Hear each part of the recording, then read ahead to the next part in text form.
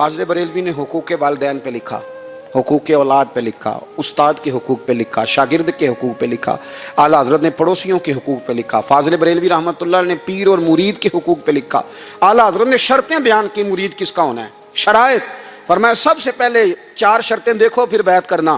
पहली बात ये कि वो बंदा इतना आलिम है कि ज़रूरत के मसले बता सके, जाहिल की बैत जायज़ नहीं। और दूसरे नंबर पे फरमाया ये भी देखो कि एलानिया गुनाह तो नहीं करता, ज़ाहिरी तौर पर शरीयत का पाबंद है। तीसरे नंबर पर ये देखो उसका सिलसिला मुत्तसिल है, बाकायदा किसी से मुरीद हुआ है, सिलसिला ऊपर तक सही चल रहा है। और फरमाया चौथा ये ज़रूर याद रखना कि खलीफा मजाज हो, किसी शेख कामिल ने उसे इजाज़त भी अपनी मर्जी से ना बन के बैठ गया हो कि मुझे तवीज़ मिल गए हैं, ये ना हो। फरमाया इन चीज़ों को देखो और फिर पूरी पाबंदियाँ लगाई। किसी ने पूछा पीर और मुरीदनी का पर्दा है, तो आला हज़रत फरमाने लगे नबी पाक की जो बीवियाँ हैं ना वो मोमिनों की माएँ हैं, उनको कुरान ने माँ कहा है, तो अगर उस माँ का बेटे से पर्दा है तो फिर मुरीदनी का पीर से पर्दा क्यों नहीं। फरमाया वाजिब है मुरीदनी के लिए पीर से पर्दा करना, वाजिब है। आपको एक बुजुर्ग थे, उन्होंने अपने यहाँ जलसे पे बुलाया, जब आप पहुंचे तो वो औरतों को नंगे मुंह तवीज़ दे रहे थे। आपने दूर से देखा तो वापस आ गए। वो दौड़े पीछे, कहने लगे मौलाना कुछ तो ख्याल करें, लोग क्या सोचेंगे, ऐसे चले गए। तो आप फरमाने लगे शाह जी आप नबी पाक की शरीयत का ख्याल ना करें तो मैं आपका ख्याल करूं, शरीयत इस्लामिया का ख्याल नहीं कर रहे, बेपर्दा औरतों में बैठे हो। वो कहने लगे मैं तौबा करता हूँ, आज के बाद नहीं करूँगा। फरमाया फिर हाथ बढ़ाइए, फिर मैं आपके हाथों के बोसे लेता हूँ। इसलिए कि अगर आप मान गए हैं तो फिर हमारा इख्तलाफ नहीं। सारी ज़िंदगी दीन की पहरेदारी की। आला हज़रत रहमतुल्लाह अलैह ने आज से 150 साल पहले कहा था मुसलमान अपने बैंक कायम करें, अपना सरमाया। एक जो बातें आज कर रहे हैं ना आपके लोग दानिश्वर, वो 125 साल पहले कहा था कि अपने बैंक बनाओ, आपस में मुसलमान तजारत करें। फरमाया अपना पैसा एक दूसरे पर खर्च करो, गरीबों को वज़ाइफ दो, वो सारे तरीके अपनाओ जो सहाबा ने और महबूब करीम ने हमें अता फरमाए। मुसलमानों की फलाह पर उन्होंने बड़ा काम किया। वो ज़माना इकबाल पहले कहा करते थे सारे जहाँ से अच्छा हिंदुस्तान हमारा, फिर अल्लाह ने तौफीक दी तो कहने लगे नहीं ख़ास है तरकीब में कौम रसूल हाशमी। आला हज़रत उसी ज़माने से कह रहे थे नहीं भाई जो मुस्तफ़ा के ग़ुलाम हैं उनका मनसब और मेयार अलग है। बड़ी मोहब्बत से ज़िंदगी गुजारी, अल्लाह से बड़ा डरते थे। सैयद अयूब अली रज़वी साहब आपके खलीफा हैं। वो कहते हैं एक छोटा सा बच्चा सुबह सुबह आ गया, कहने लगा हुज़ूर आपकी कल दावत करनी आ जाएंगे। आपने फरमाया आ जाऊँगा। कहने लगा मैं यतीम हूँ, बाप मेरा फौत हो गया और मेरा बड़े दिल करता है आपसे मोहब्बत हो गई। फरमाया कब आऊँ? उसने कहा कल आ जाना। क्या खिलाओगे? तो चने की दाल उसने झोली में डाली। कहने लगा हुज़ूर मैं ले आया और रात को भिगाऊंगा, कल आपको खिलाऊंगा। आप बीमार रहते थे, दोपहर को सूजी के बिस्कुट खाया करते थे। सैयद साहब कहते हैं जब वो जाने लगा तो आला हज़रत फरमाने लगे अगर इजाज़त दो तो एक बंदा साथ ले आऊँ। कहने लगा ले आओ। फरमाते हैं उसके घर गए तो अंदर बैठने की जगह भी नहीं थी। 1000 किताब के मुसन्निफ, लाखों करोड़ों मुरीदों के पीर, उम्मत मुस्लिमा कितने बड़े लीडर। कहते हैं उसने ना बाहर गली के बाहर दरवाजे के बाहर चटाई बिछा दी। कहने लगा हुज़ूर अंदर जगह नहीं है, मेरी अम्मा है और आप औरतों से बड़ा पर्दा करते हैं। आला हज़रत बाहर बैठ गए ज़मीन पे, इसको कहते हैं लाजपाल पीर। बाहर बैठ गए, वो चने की दाल लाया और बाजरे की मोटी रोटियां। आपको तकलीफ रहती थी पेट में, आप वो चीज़ें इस्तेमाल नहीं करते थे, पर 1.5 रोटी खाई। खाने के बाद का जाएँ, कहने लगा नहीं मेरी अम्मा आग जला रही है, चाय पी के जाना। वो चाय आई, जो बंदा सड़क से गुजरता हुजूर जहाँ बैठने फरमाया जाओ काम करो, दावत हमारी है तुम्हारी नहीं, जाओ अपना काम करो। वहाँ बैठ के खाना खाया। जब वापस निकले तो उस बच्चे ने इजाज़त दी जाइए। वापस आए तो कुछ चेहरे पे कमज़ोरी के आसार थे, कुछ तकलीफ़ पेट में शुरू हो गई। सैयद साहब कहने लगे हुजूर आपने क्या किया, बीमार हो जाएंगे। फरमाने लगे अयूब अली यार बीमारी तो ठीक हो जाएगी, पर तूने देखा नहीं यतीम का दिल कितना राज़ी हो गया है, कितना राज़ी हो गया उसका दिल, कितना वो खुश हुआ है। और फरमाया जब यतीम राज़ी होता है तो अल्लाह भी राज़ी होता है, अल्लाह के नबी भी राज़ी होते हैं। बड़ी परहेज़गारी वाली ज़िंदगी गुजारी। 3 बातें उनकी ज़िंदगी का उसूल था। एक फरमाते थे तमस्सक बिद्दीन करो, मजबूती के साथ दीन को पकड़ लो। और दूसरा फरमाते थे जो अल्लाह रसूल के दुश्मन हैं उनसे हमेशा बचो, जो ज़रा भी कहीं बेअदबी करे उससे परहेज़ करो। और तीसरे नंबर पे फरमाते थे अगर सुखी जीना चाहते हो तो इश्क़ रसूल में जीना सीखो, वरना दुनिया से तो प्यार हो ही जाएगा, दौलत से तो हो ही जाएगा, महबूब से करोगे तो ज़िंदगी सुखी हो जाएगी। अल्लाह हमें उनके फैज़ान से फैज़याब फरमाए। आला हज़रत बरेलवी रहमतुल्लाह ताला ने लोगों की तरबियत फरमाई और आप फतावा रज़विया में इस मज़मून को बयान करते तिरमिज़ी शरीफ की वो हदीस नकल करते हैं। آپ فرماتے ہیں مسلمانوں اس حدیث کو یاد کر لو، اگر تم اسے یاد کرو گے تو مضبوط ہو جاؤ گے۔ حدیث کیا ہے؟ نبی کریم صلی اللہ علیہ وسلم نے فرمایا اگر سارے انسان مل کے بھی تیرا برا کرنا چاہیں تو جب تک رب کی مشیت نہ ہو وہ تیرا برا کر نہیں سکتے۔ اور حضور صلی اللہ علیہ وسلم نے فرمایا اگر سارے انسان مل کے تیرا بھلا کرنا چاہیں تو جب تک رب کی رضا نہ ہو تیرا بھلا ہو نہیں سکتا۔ تو اعلیٰ حضرت فرماتے ہیں اس چیز کو ذہن میں بٹھاؤ، مسلمانوں اپنا رجوع اپنے رب رسول کی طرف مضبوط کرو۔ یہ کیا بات ہو گئی کہ میں اس سے بھی ڈر رہا ہوں، میں اس سے بھی ڈر رہا ہوں، وہ بھی میرے پیچھے لگ گیا۔ فاضل بریلوی رحمۃ اللہ علیہ ان چیزوں سے منع فرماتے تھے۔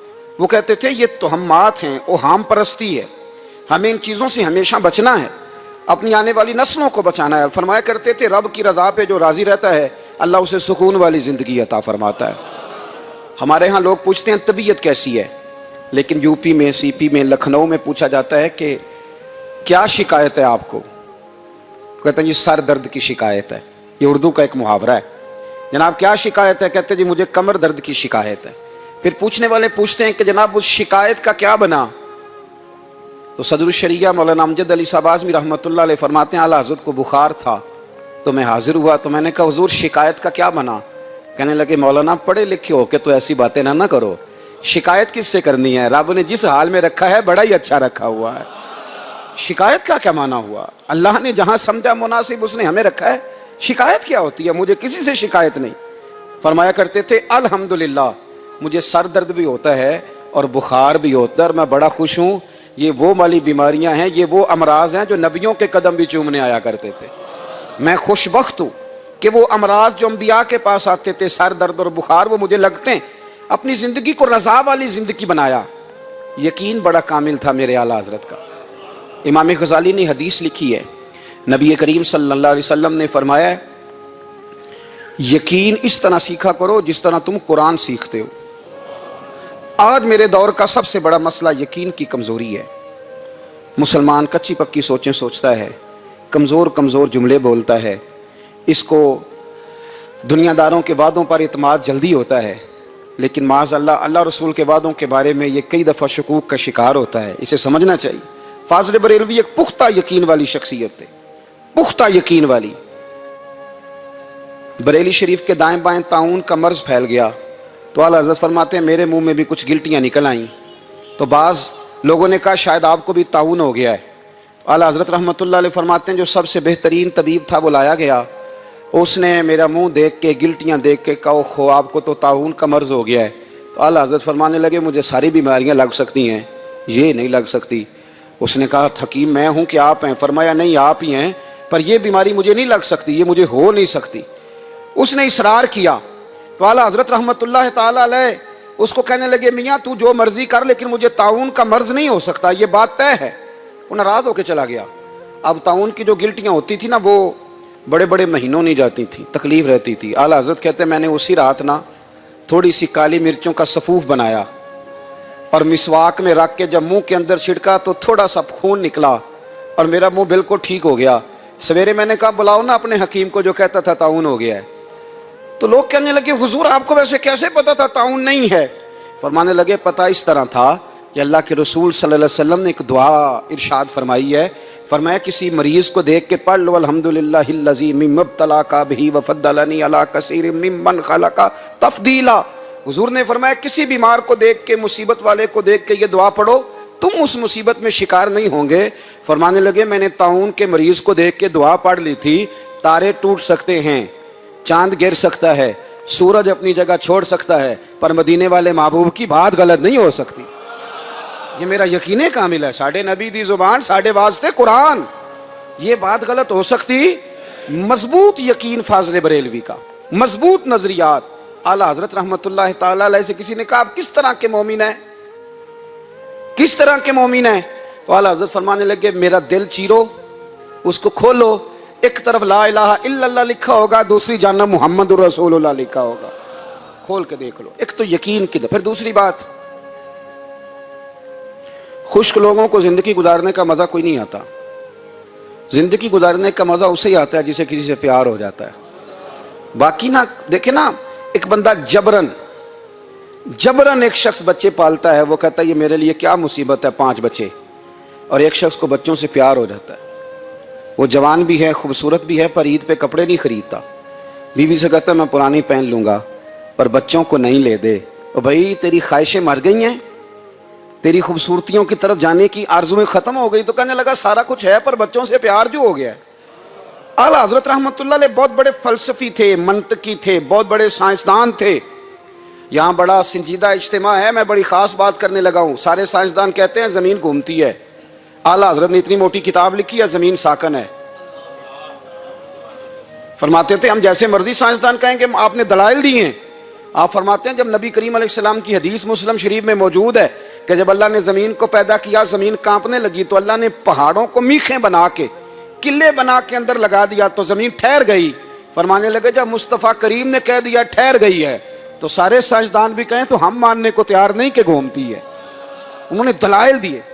वो हमें ना रोज कह देता है डॉक्टर आपकी तबीयत खराब है, खांसी है, घर में किसी और को तो नहीं? हाँ जी है जी। वो कहते उसी की वजह से हो गई है। ओ खुदा के बंदे, नबी करीम अलैहिस्सलाम ने फरमाया बीमारी मुताद्दी नहीं होती, एक से दूसरे को नहीं लगती। और बड़े सादे अंदाज में मुस्लिम की हदीस है, एक सहाबी ने कहा या रसूलल्लाह मेरे ऊँट को उस ऊँट से खारिश पड़ गई है। तो अल्लाह के रसूल फरमाने लगे तेरे ऊँट को तो उससे पड़ी है तो उसको कहाँ से पड़ी थी? कहने लगा जी वो तो कुदरती मामला है। तो हुजूर फरमाने लगे ये भी कुदरती मामला है। अब हमें जो मर्जी, आला हज़रत के ज़माने में लोगों ने कहा कशिश सकल है, ज़मीन अपनी तरफ चीज़ों को खींचती है। दलील क्या है? वो कहने लगे जी सेब गिरता है तो ज़मीन पे, आम गिरता है दरख्त से तो ज़मीन पे, अमरूद गिरता है तो, अनार गिरता है तो ज़मीन में कशिश है, खींच लेती है। आला हज़रत फरमाने लगे शाबाश, साइंसदान जो कहेंगे हम मानेंगे। फरमाने लगे ज़मीन ने आधा किलो का सेब खींच लिया है, 1.5 पाव का अनार खींच लिया है, पर हमने गुब्बारे में 1.5 छिटांग हवा भर दिया, वो तो ज़मीन से खींचा नहीं गया। ये किस किस्म की कश से शकल है? ये अभी 2 साल पहले डॉक्टर अब्दुल कदीर खान का मजमून छपा था रोजनामा जंग में। वो कहता है मुझे वो मौलवी चाहिए था जिसके पास कुरान हदीस भी हो और साइंस के उलूम भी हों। कहता मैंने ज़माने के दरवाजे खटखटाए, फिर मैं पहुंचा बरेली के इमाम के पास, और कहता वहाँ जाके ना मैं ठहर गया हूँ, इसलिए कि मुझे कुरान और सुन्नत का नूर भी मिला है और मुझे साइंस के रमूज भी मिले हैं। ये वाहिद शख्स है, ये वाहिद शख्स है जो दीन को साइंस का पाबंद नहीं करता बल्कि साइंस को मदीने वाले का गुलाम बनाता है, मदीने वाले का गुलाम बनाते हैं। तो आला हज़रत फरमाने लगे अजीब फलसफा है ना जी, आम खींच लिया उसने, सेब खींच लिया, अमरूद खींच लिया, पर उससे 1.5 छिटांग वाला गुब्बारा। तो लोगों ने कहा हुजूर फिर मसला क्या है? आप फरमाने लगे मसला ये है कि हर चीज़ अपनी असल की तरफ लौट जाती है। हर चीज़ अपनी, सेब अमरूद अनार ज़मीन से पैदा होते हैं तो ज़मीन पे गिरते हैं। हवा की असल ऊपर है, इसलिए जब गुब्बारे में हवा भरेंगे तो हवा उसको ऊपर ले जाएगी। हाँ जब उससे हवा निकल जाएगी तो फिर गुब्बारा जो जिसकी असल होती है उधर लौट जाता है। इंसान मिट्टी से बना है तो जाता कहाँ है?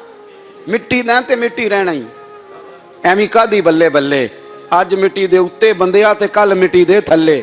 दुनियादारों को बिला वजह की मोहब्बतें समझ में नहीं आती, इसलिए वो तनकीद करते हैं जिसने ये जायका चख रखा हो ना, जिसने ये लज्जत पा रखी हो। मेरे दोस्तों सहम ना डाया करो, अपने नजरियात के मामले के अंदर कभी मादरत खाना रवैया इख्तियार ना किया करो। ये क्या बात हुई, 2 लोगों ने तनकीद कर दी और तुम नजरिए से पीछे हट गए और तुमने वो रवश इख्तियार कर ली जो तुम्हारी बनती नहीं। वो जो बात कर रहे हैं वो तो कल आए हैं और तुम उस अली बिन नुमान के दरवाजे पे बैठे जिन्हें गए हुए भी 10 साल हो गया है। तो अपनी तारीख तो देखो कितनी मजबूत है, अपनी असनाद तो देखो कितनी तगड़ी है। इतनी जल्दी घबरा जाना। वो अबुल हैसम एक चोर था बगदाद का, तो इमाम अहमद बिन हंबल हर नमाज के बाद उसके लिए दुआ करते थे। किसके लिए? चलो ना दसिया जे घर जाके गल ते करो ना। चोर के लिए या अल्लाह उस पे फरमा, या अल्लाह रहम। आपके बेटे ने एक दिन कहा अब्बा जी आप चोर के लिए दुआ करते हैं, सारा जमाना जानता है वो चोर है। तो आप फरमाने लगे बेटा उसने मुझे बड़ी तगड़ी तसल्ली दी थी। जब मैं हक के रास्ते में, हक कहने के रास्ते में जेल गया और मुझे बांध कोट डाला जाने लगा तो पीछे से कोई मेरा जुब्बा खींच रहा था। मैंने पलट के जो देखा तो उसने बगैर किसी देर کے جلدی جلدی کہنا شروع کر دیا. کہنے لگا امام صاحب میں چور ہوں, ہر تھانے میں میرا نام لکھا ہے, سب کو پتہ ہے مجرم ہوں, یہ مجھے چوری سے روکتے ہیں, مارتے ہیں, لیکن آزاد ہو کے جاتا ہوں تو پھر چوری کرتا ہوں. میں غلط رستے پہ ہوں, اللہ مجھے ہدایت دے, پر میں غلط پہ ڈٹ گیا ہوں. آپ نے گھبرانا نہیں, آپ تو حق کے میں جیل میں آئے, آپ نے گھبرانا نہیں, ڈٹ کے. امام صاحب آتے تھے تھا تو چور, پر ایسی بات کر گیا کہ مجھے ہمیشہ کے لیے یاد رہ گیا. او میرے بھائی, ہر دو چار باتیں سن کے گھبرا جانا, تنقید ہوتی رہتی ہے, ملامت ہوتی رہتی ہے. حضرت غوث اعظم نے لکھا ہے, اور داتا صاحب نے بھی لکھا ہے اس کو کشف المحجوب میں, کہ حضرت موسیٰ علیہ السلام نے رب کریم سے پوچھا, مالک تجھے ڈھونڈنا ہو تو کہاں ملتا ہے؟ تو اللہ کریم نے فرمایا, موسیٰ میں ٹوٹے ہوئے دلوں میں ملا کرتا ہوں. جن کو لوگ تنگ نہیں کرتے, تکلیف نہیں دیتے, پریشان نہیں کرتے, جن کے دل ٹوٹ نہیں جاتے, جن کو لوگ ہر تنقید نہیں بناتے, جن کو ہنسائی جاتا, جن کو درویش, صوفی, ملنگ, فقیر, مولوی, مسیتڑ کہہ کے معاذ اللہ دھتکارا نہیں جاتا الا ماشاءاللہ. ٹوٹے ہوئے دلوں میں ملتا ہوں, ٹوٹے ہوئے دلوں میں. کلندر لاہوری نے کہا تھا, نہ بچا بچا کے تو رکھ اسے, تیرا آئینہ ہے وہ آئینہ, شکستہ ہو تو عزیز تر ہے نگاہ آئینہ ساز میں. یہ دل کو بچا بچا کے نہ رکھ, یہ ٹوٹ جائے تو اس کی قدر بڑھ جایا کرتی. تو میرے عزیز تھوڑا سہنا سیکھیں, برداشت کرنا سیکھیں, اپنے اندر صبر لائیں, حوصلہ لائیں, اطمینان لائیں. مجھے آپ نے ناراض نہیں ہونا, ہم صوفیاء کی جماعت ہیں, اللہ والوں نے سہ کے وقت گزارا, سہنا پڑتا ہے, زخم پہ زخم کھا کے جی, خونے جگر کے گھونٹ پی, آہ نہ کر لبوں کو سی, یہ عشق ہے کوئی دل لگی نہیں.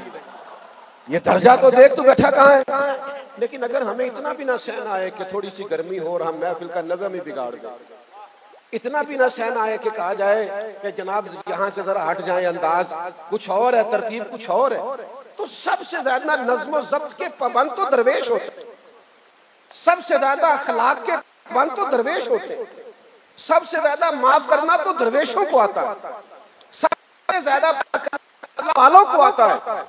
دیکھو تڑپ رہی ہے مخلوق, بے چین ہے دل. آپ کو پتہ نہیں کروڑوں میں چلے گئے وہ لوگ جو ذہنی پریشانیوں کی وجہ سے دوائیاں کھانے لگ گئے.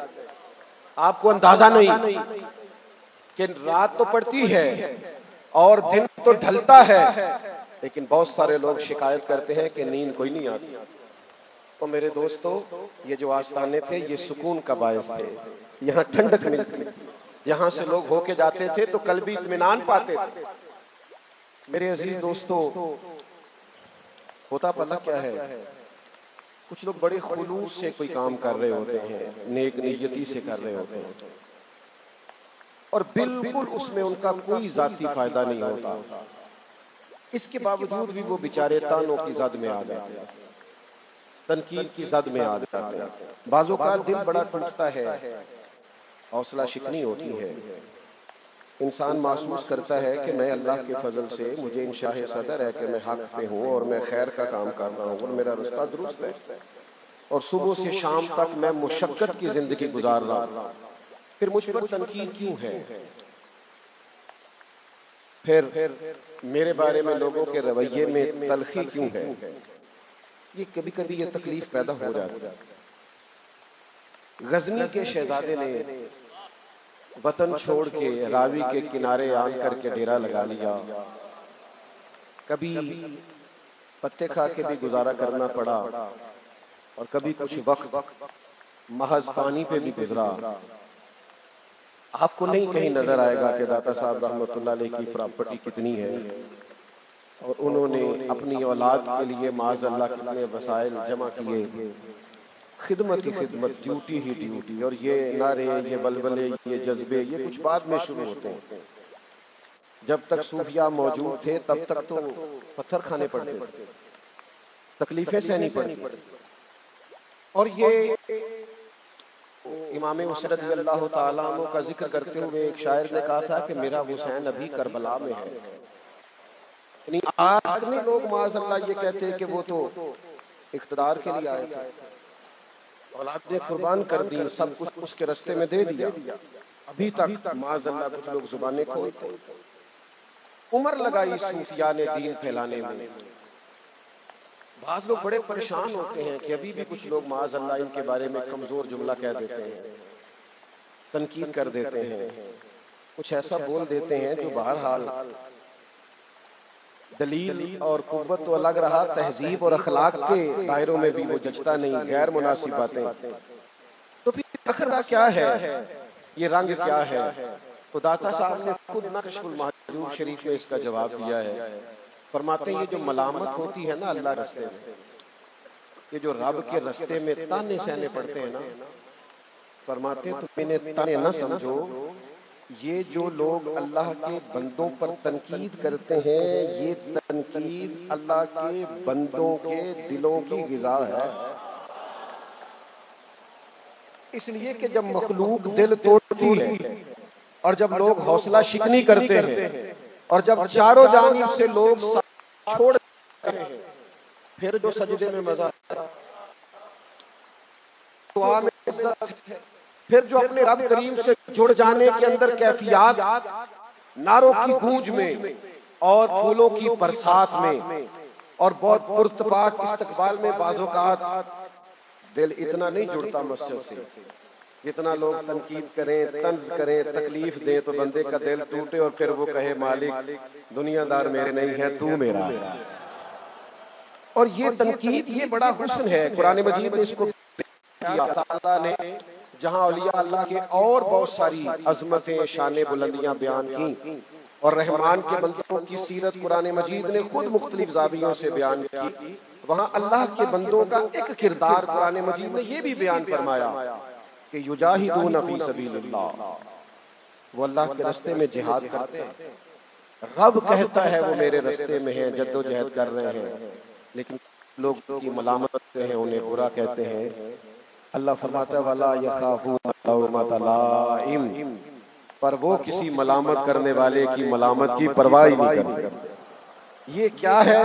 اللہ فرماتا ہے ذَلِكَ فَضْلُ اللَّهِ يُؤْتِيهِ مَن يَشَاءُ، یہ اللہ کا وہ فضل ہے جسے رب چاہتا ہے اسے عطا فرماتا ہے.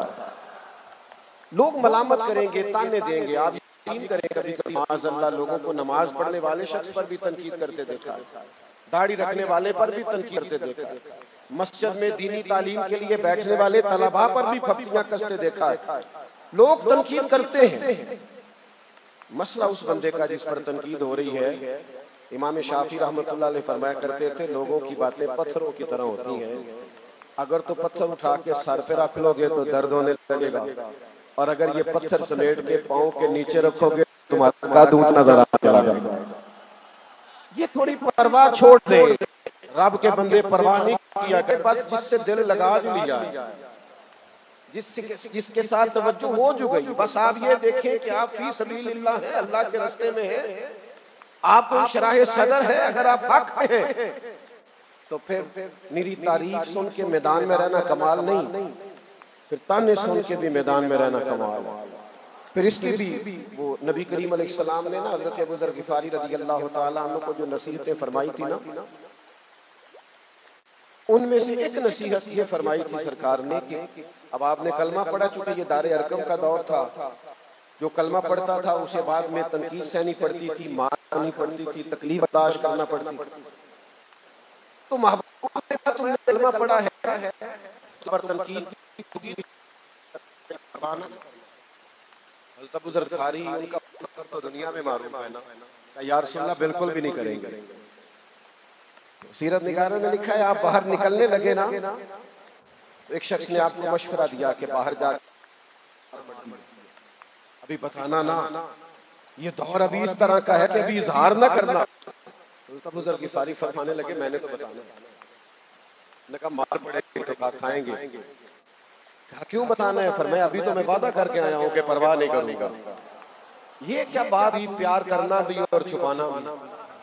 یہ کیا بات ہوئی دل لگانا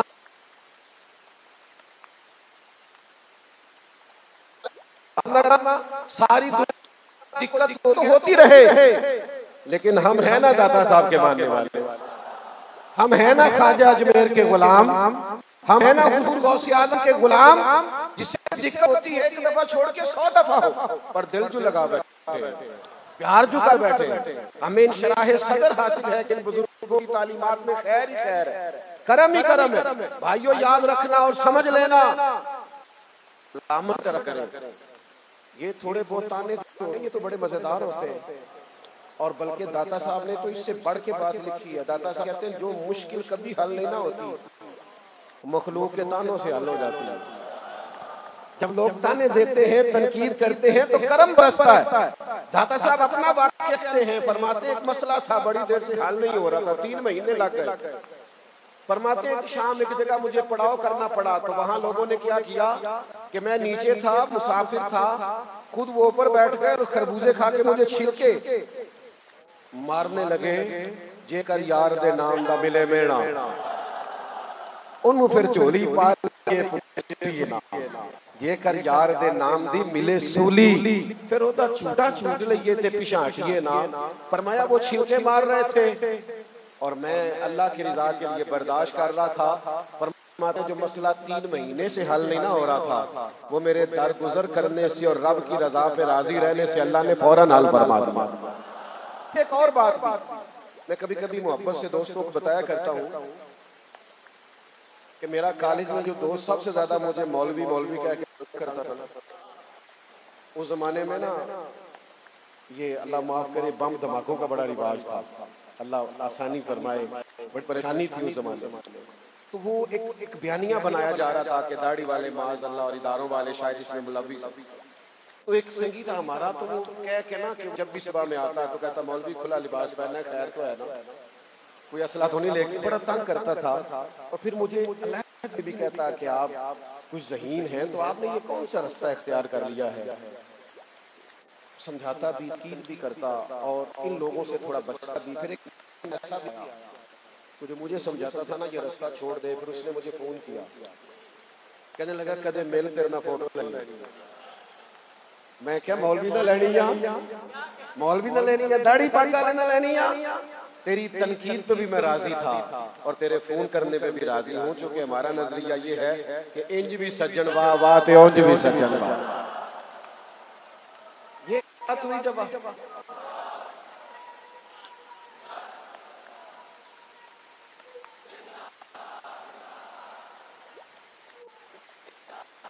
یہاں وقت نہیں ہے تفصیل کا, یہاں وقت نہیں کہ میں تفصیل کروں, ورنہ حال یہ تھا کہ حضرت جناب سنے بھائی, جناب سیدنا ابو بکر صدیق رضی اللہ تعالیٰ عنہ, سیدنا بلال حبشی سمیت جب غلام خرید کر آزاد کرنے لگے تو لوگ تو ہر بات میں کہہ دیتے ہیں نا اس کا ذاتی کوئی نہ کوئی مقصد ہے, نہیں نہیں شہرت چاہتا ہے, نہیں نہیں دولت چاہتا ہے, نہیں نہیں ہمیں پتہ ہے آج کل لوگ کس چکر میں. حضرت صدیق اکبر جب غلاموں کو خرید کر آزاد کر رہے تھے تو مکے کے قریش کہہ رہے تھے ان غلاموں کا کوئی نہ کوئی احسان ہوگا ابو بکر پر, کہیں کوئی نہ کوئی مسئلہ ہوگا, بلا وجہ نہیں کوئی خرچ کرتا.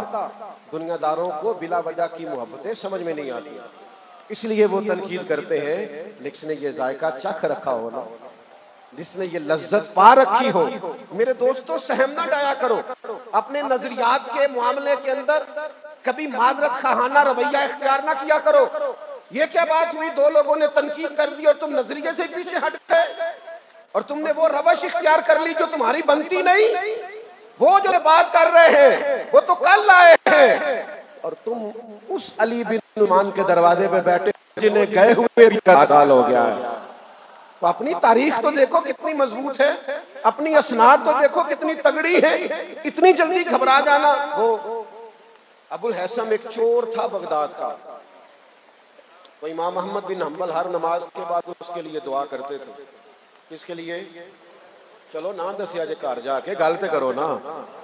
چور کے لیے, یا اللہ اس پہ فرما, یا اللہ رحم. آپ کے بیٹے نے ایک دن کہا ابا جی آپ چور کے لیے دعا کرتے ہیں, سارا زمانہ جانتا ہے وہ چور ہے. تو آپ فرمانے لگے بیٹا اس نے مجھے بڑی تگڑی تسلی دی تھی, جب میں حق کے رستے میں, حق کہنے کے رستے میں جیل گیا اور مجھے باندھ کوٹ ڈالا جانے لگا تو پیچھے سے تو میرا جبہ کھینچ رہا تھا. میں نے پلٹ کے جو دیکھا تو اس نے بغیر کسی دیر کے جلدی جلدی کہنا شروع کر دیا. کہنے لگا امام صاحب میں چور ہوں, ہر تھانے میں میرا نام لکھا ہے, سب کو پتہ ہے مجرم ہوں, یہ مجھے چوری سے روکتے ہیں, مارتے ہیں, لیکن آزاد ہو کے جاتا ہوں تو پھر چوری کرتا ہوں. میں غلط رستے پہ ہوں، اللہ مجھے ہدایت دے، پر میں غلط پہ ڈٹ گیا ہوں، آپ نے گھبرانا نہیں، آپ تو حق کہتے میں جیل میں آئے۔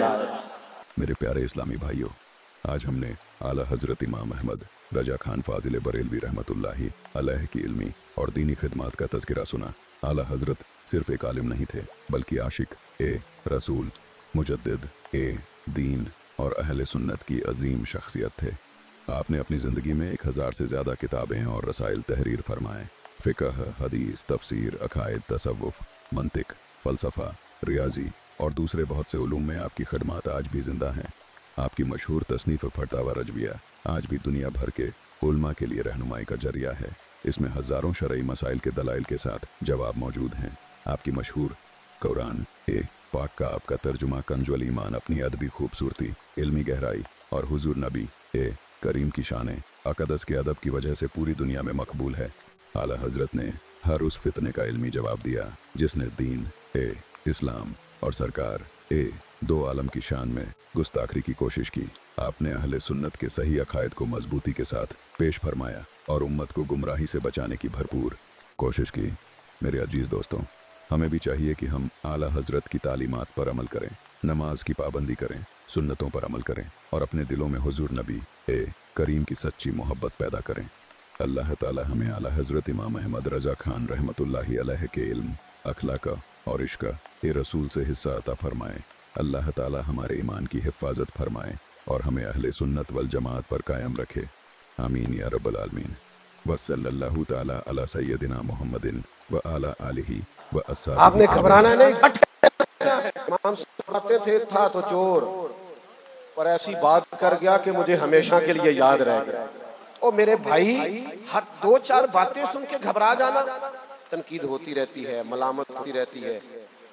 حضرت غوث اعظم نے لکھا ہے اور داتا صاحب نے بھی لکھا ہے اس کو کشف المعجوب میں کہ حضرت موسیٰ علیہ السلام نے رب کریم سے پوچھا، مالک تجھے ڈھونڈنا ہو تو کہاں ملتا ہے؟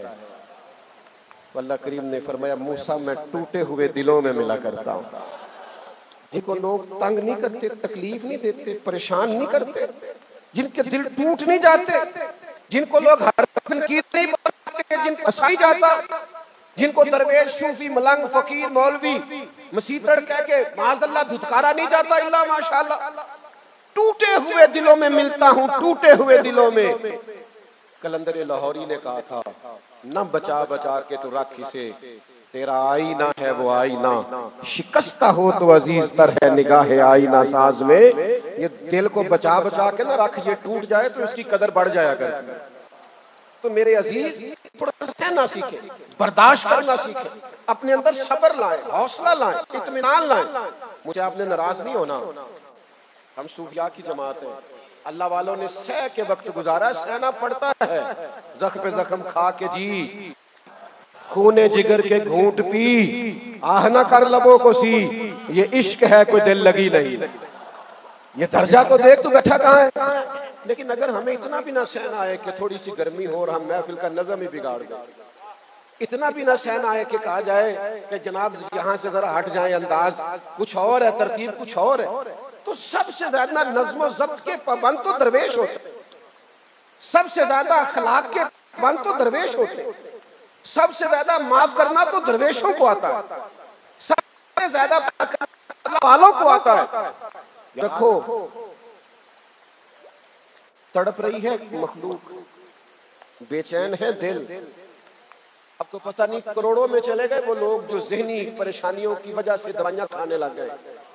آپ کو اندازہ نہیں کہ رات تو پڑتی ہے اور دن تو ڈھلتا ہے، لیکن بہت سارے لوگ شکایت کرتے ہیں کہ نیند کوئی نہیں آتی۔ تو میرے دوستو، یہ جو آستانے تھے یہ سکون کا باعث تھے، یہاں ٹھنڈک ملتی، یہاں سے لوگ ہو کے جاتے تھے تو قلبی اطمینان پاتے تھے۔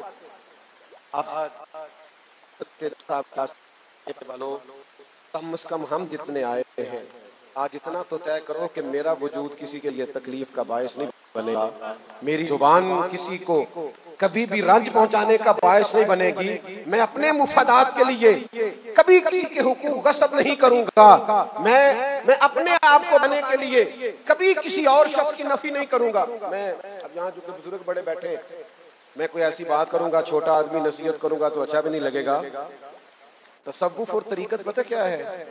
میں نہیں ہوں، باقی سارے ہی ہیں. میں کوئی نہیں، میری نفی ہے، باقی سارے یہ تصوف ہے. اور آج کل تصوف کیا ہے؟ میں ہی ہوں اور میں ہی ہوں، میرے پیچھے بھاگو. دو ہی بندے ٹھیک ہے، کہ میں ٹھیک ہوں، ایک جو ہاتھ باندھ کے میرے پیچھے پیچھے چلتا ہے اور ہر بات میں جی کہتا ہے وہ ٹھیک ہے. او بھائی حسن ہے، یہ حسن ہے. وقت کے بادشاہ نے نا حضرت میاں میر رحمت اللہ علیہ کو نظر پیش کی تو آپ نے کہا ضرورت نہیں. اس نے خواجہ بلاول کو پیش کی تو آپ نے قبول کر لی. بعد میں حضرت میاں میر سے ملا، کہنے لگا حضور آپ نے قبول نہیں کی، انہوں نے کر لی. کہنے لگے میں تو اکیلا ہوں، اس کے پاس طالب علم پڑھتے ہیں، اسے ضرورت رہتی ہے. اس نے قبول کی اور دیا کر، وہ اس کو ضرورت ہے، طلباء ہے، کام کرنا ڈیوٹی ہے، اس لیے کر لی، ٹھیک ہوا. کہتے میں خواجہ بلاول سے ملا تو میں نے کہا حضور آپ نے نظر قبول کر لی، انہوں نے نہیں کی. کہنے لگے ان کا سارا نفس، ساری خواہشات گئی ہیں، میرا بھی تھوڑا سا ہے. وہ فقیر آدمی ہے، صحیح بندہ ہے. کاش ہمیں سمجھ آ جائے، کاش ہمیں سمجھ آ جائے.